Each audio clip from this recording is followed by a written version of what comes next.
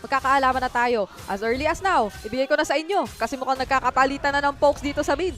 Alam mo, isa sa mga naging kwento ng Onyx Esports coming into this tournament is yung the fact na nakarest na sila at the same time, bumalik silang mas disiplinado na team. Kaya with their current lineup, they can actually display the discipline that they have been using para makaabot sa Grand Finals dito. And at the same time, naging problema din kasi ng mga teams kontra Onyx Philippines is if hindi mo i-match yung aggression ng pagja-jungle ng King Kong and the rest of the Super Family, mahihirapan at mahihirapan ka. Magsi-steamroll ka eh. Kumbaga, yung bawi mo talagang medyo kailangan miracle worker ka para mabawi mo. Pero ito na ang oras ng Grand Finals. Game number 1. The Grand Finals match between Onyx Esports and Onyx Philippines. Nagkakuha na sila ng oras pero kailangan nilang kuhanin ng serye para sa kampyonato. Here comes King Kong into the middle lane. Revitalize mula dito kay Kiboy para mabuhay siya. Pero yung mga cables ay nandoon para mapatumbay yung kabayo. Nagkaroon nila ng trade. Nakakuha ng roamer ang Onyx Esports dito. 1-for-1. Parehong-pareho. Both junglers nakasecure ng kills. Kyrie dito.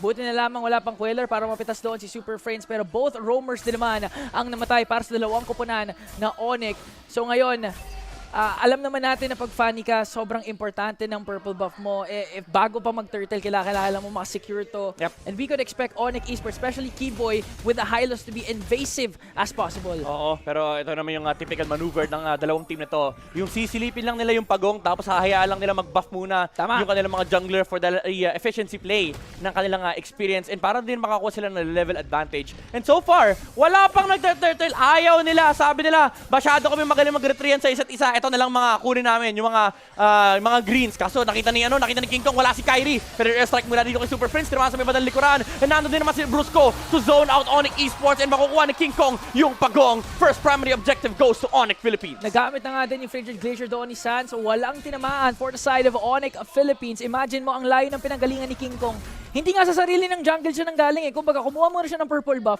tapos kumuha ng jungle creep doon sa baba ng Onyx Esports. Saka sumama. Narinig niya kasi, sabi niya, boss, may bumabaril.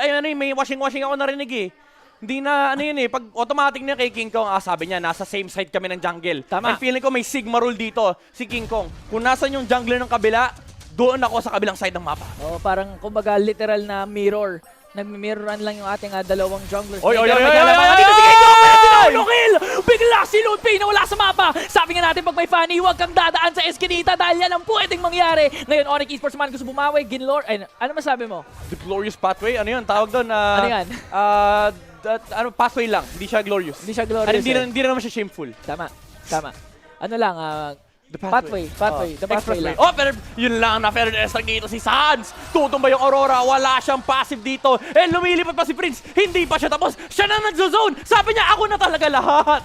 Si Prince na naman talaga ang lahat para sa Onyx Philippines. Last time na nakita natin ang kanyang Farsa, pero teka lang, Kelra, okay, gumamit ng isang Death Sonata. Nakakatikim dito si Severo, pero going back to Super Prince, ito yung tipong mid laner na alam mong yung position niya, hindi safety eh. Oo. Gusto niya aggressive yung position na pwede maasahan from this Farsa. Marami tayong mage na tinawag natin ang gagaling mag-positioning. Tama. Pero ito, iba yung positioning ni Super Prince. Tinapatan niya lahat ng position. Gusto niya maging mid, gusto niya maging roam. Tama. Kulang na lang, gusto niya maging jungle eh. Retrain niya na rin yung Lord eh. Lahat na eh. Lahat na. Di nga ako magugulat pag isang game si Super Prince naka-retry pati si King Kong eh. Oo, Aagawan na niya mismo si King Kong. New strategy. Pero ito, Onyx Philippines, nakapwesto na naman sila sa pagong. Kyrie, still lurking in the back of the frontliners ng Onyx Philippines. Ganito lang talaga yung playstyle na ipapakita nila. Yung pokes na manggagaling mula kay Super Prince at Kelra magiging sapat na yan. Kasi may mga jump brothers naman eh. Nandyan naman yung Gatot Kacha, nandyan yung Edith. Tapos ultra follow-up lang din talaga si King Kong.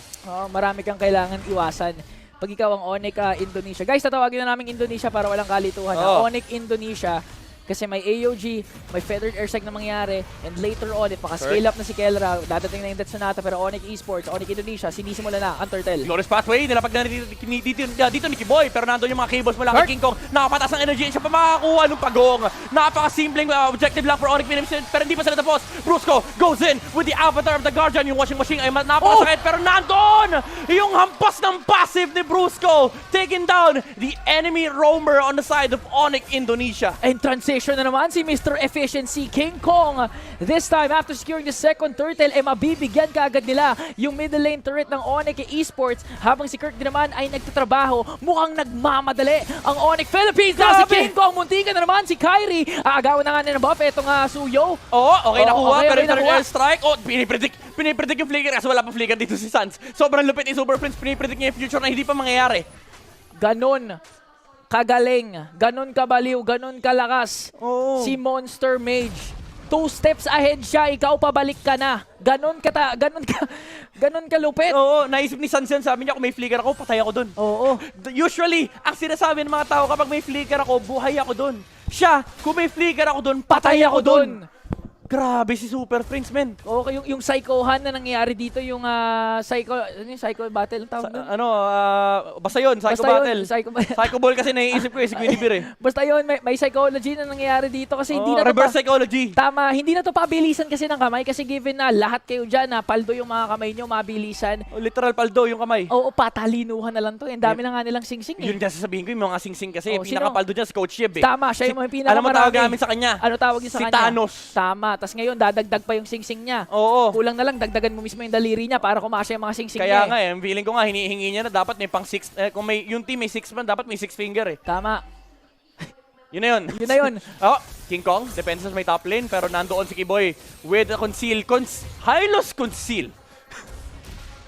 High-loss conceal. Sinabi mo kasi Midnight kanina na kailangan malamilagro yung pwedeng gawin dito ng Onyx Indonesia para makabawi eh. And Oo. knowing Kiboy na naka-high-loss lang, wala namang masyadong outplayan, kaya kumuha na siya ng conceal.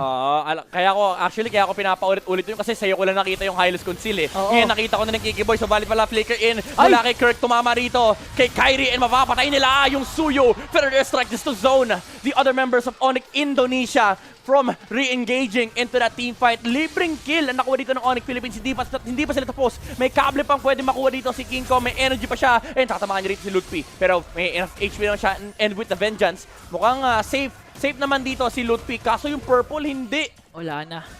Wala nang tinitira ang Onyx Philippines.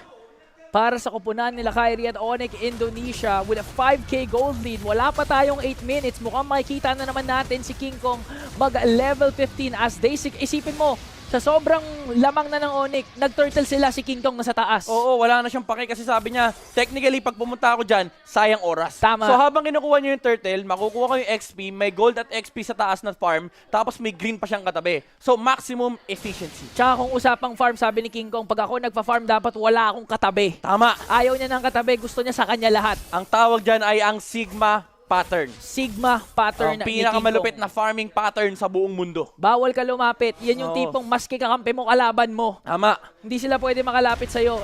Speaking of lapit so far, si Super Prince, ginagawa na nga yung trabaho ni Brusque sa pag-zone out dahil maski Farsa lang nakikita ng Onyx Esports, maski si Sans tsaka si Kiboy napapalayo eh. Tignan mo, para silang para silang customs. Yung yung hinaharang lahat ng pwedeng pumasok dito sa side ng Onyx Philippines. Tama. And sinubukan ni Kiboy. Kaso nakatingin si Super Prince. Sabi niya, sige, isang maling apak mo lang, pero airstrike kagad yung lalabas dito. Meron ng malefic roar si King Kong.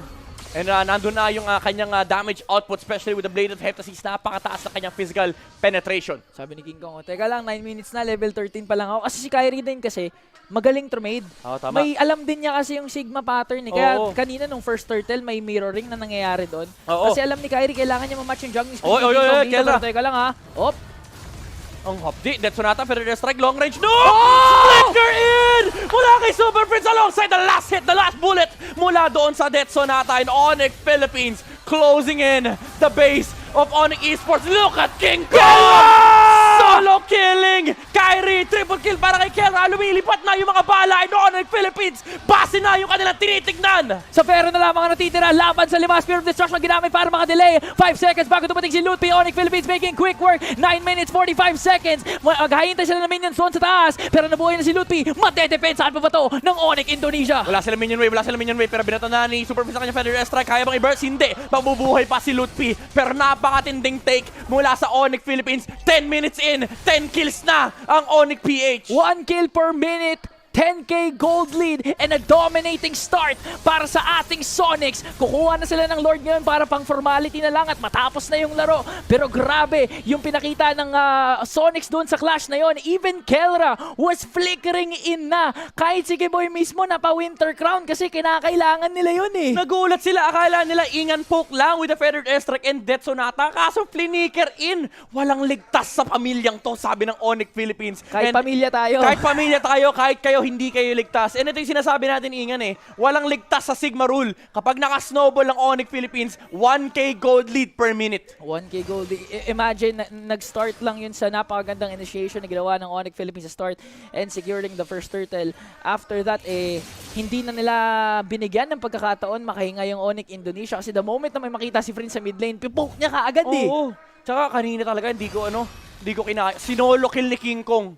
Si Kyrie, walang nagawa si Kyrie doon. Ang kaya niya lang gawin is mag-dash. Kaso ang daming cables pabalik. Pero ito, makakadepensa pa ba ang Onyx Esports? Yan ang mala-impactong tanong. May AOG na nalalatan sa may bandang likuran. Hitting 4 heroes and natin yung mga cable mula kay King Kong. Shutting down Kyrie. Kello with the double kill. Napatumba na rin nila yung kanyang high loss. And Feathered Airstrike mula kay Super Prince para maisara ang game number 1 Onyx.